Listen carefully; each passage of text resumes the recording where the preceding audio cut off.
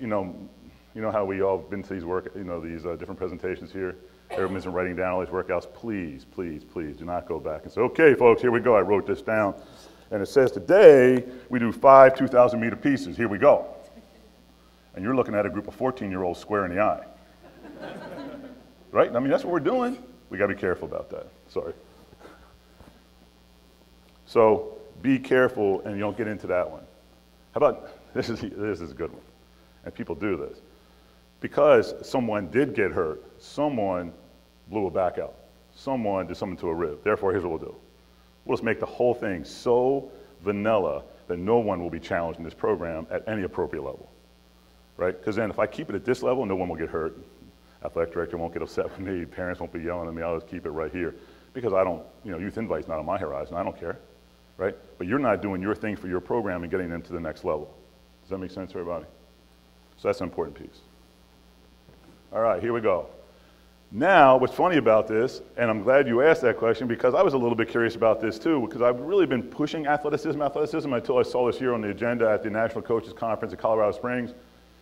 This past June, they talked about this long-term athletic development model. They had the Canadians come in and talk about this, and this long-term athletic development model has been pretty actively endorsed by the Canadians, certainly by UK, certainly by Australia, certainly by New Zealand, and I think earlier Chase just named all those, and they're doing okay in the rowing world. And notice it doesn't say long-term rowing development model. And here are some of the key components to it. And by the way, the only NGB in the United States that has this right now, and I'll show you pieces and part of it because I want you to take this thing. This goes from age 1 to 18. I know you're not getting kids at 1 year old. I know that part, right?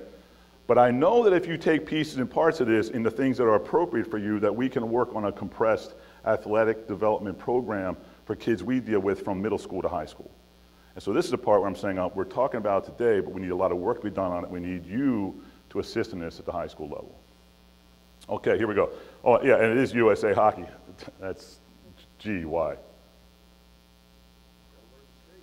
Okay, why else? Come on now. It's USA Hockey. Why would they take it on? Because, half our hockey teams are Canadians, for God's sake. So, I mean, if you look around the country before you look at that particular sport in the NHL, right, it's driven by the Canadians. All right, here we go. So let's talk about this. Here's the launch. I'm giving you an overview, and this is all on the website you can take a look at. But there's a couple different models. We're going to talk about some of the terminology today. There's early specialization and late specialization. Early specialization, no surprise, gymnastics. Individual sports, young ages. The right-hand side, late specialization, that's the team stuff. That's different. That's you, right? And so let's talk about some of this. And oh, by the way, you see these things down here? There are 6 components to it. Fundamental, I love that fun. That's the 1 to 3-year-olds, right? Or the 3 to 5-year-olds. You have learning to train, train to train. By the way, you can jump into this at any time. But the effect is cumulative athleticism involvement. Cumulative. And by the way, the things I'm about to talk to you right now are so blasphemous that if you ever said this back at your high schools right now, I don't know what would happen to you, seriously. Because I can't imagine, first of all, the parents, you'd be gone, all right? So we got to keep this under wraps for a little bit until the word gets out, okay? But how about this last part, like 6, I don't want you to read this, like it will attach some ages to it, but I'm telling you right now, number 6 can occur at age 16, right? So think about retirement as becoming a coach because they just didn't want to go to the next level. It wasn't for them. Or they just didn't have the skill set, or you know what I'm saying? So retirement is you step out of the, gee, I need to go to the Olympic syndrome, and you use your sports to kind of have a great life, right? Whether it's long-term rowing. What about a burnout? I mean, could a student, or an athlete get burned out? I would say with this model, no. And you're going to see why in a second. I would say the way we do it now, I mean, listen, 2 of my older daughters, they went through college, did their whole thing. 2 of them were swimmers, 1 was a soccer player. Swimming programs in this country, especially at the high school level, that is, you can't get enough out of those kids to completely fry them by the time they leave high school. At least that's the high schools that I've seen.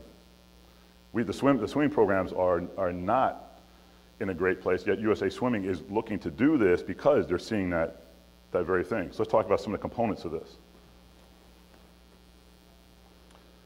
I took this from the UK. I want you to know other people, just the Canadians, are doing this, right? And they use all the same words, and obviously they have a close relationship.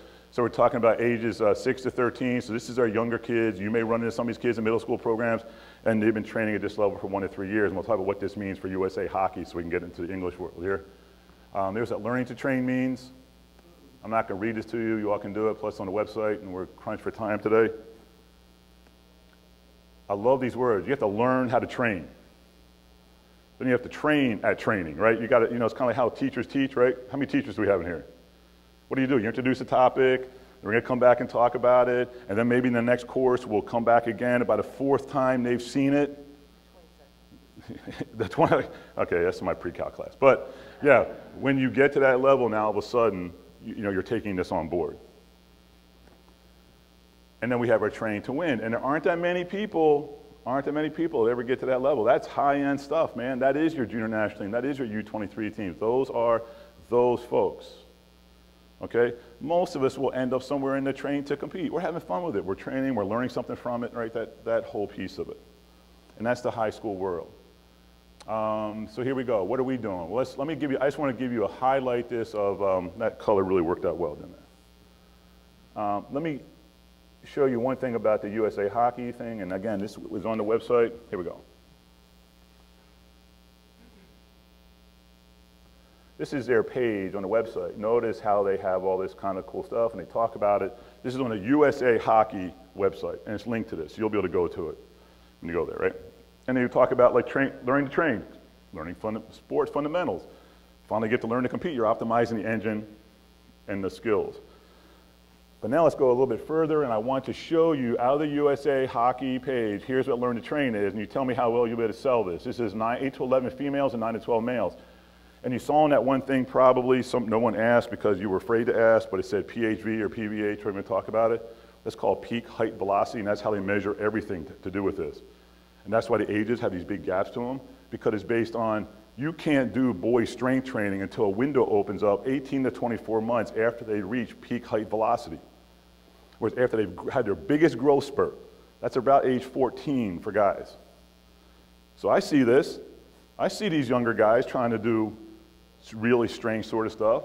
Not only is that not appropriate, it's probably harmful, unless you understand kind of how the athletic development works. For girls, it's 12. There's done some research. It's opened up 2 windows now, after 12 and when they start their first menstrual cycle. So those are opportunities for training to occur. This model addresses that, but I want you to think about this for a second. Do you really think that you could sell at that age that you must continue to participate in 3 complementary sports?